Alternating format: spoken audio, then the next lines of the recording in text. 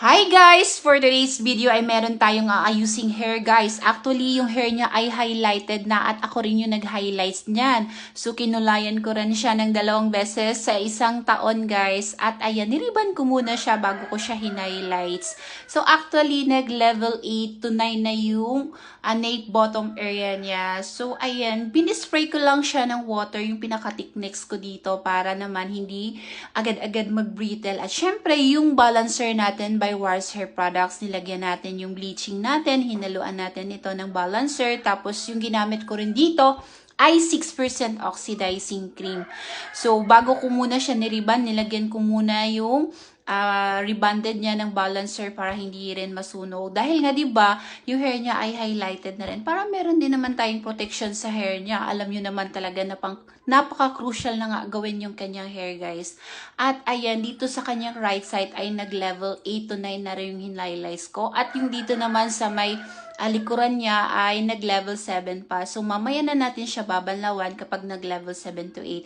So, yung atake naman namin dito ay mag-milk tea ash blend na naman kami dito. Yung usong-uso ngayon na color na milk tea ash blend highlights. So, this is it na nga. Ito na nga yung tapos natin. So, talagang napagod ako dahil nga sobrang kapal din naman yung kanyang hair. Ito po yung naging resulta. Hindi man lang nag-brittle, hindi man lang din nasunog. Dahil alam nyo sa mga band protector natin na ginagamit.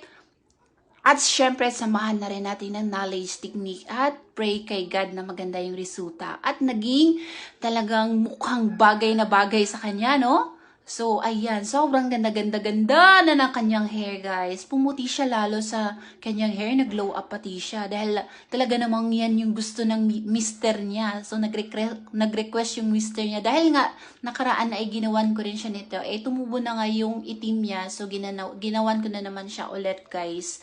So, napakaganda, no? So, sobrang hirap din. 8 hours and half ko rin siya ginawa, guys. So, hindi lang siya yung ginagawa ko. Bali, 5 sila.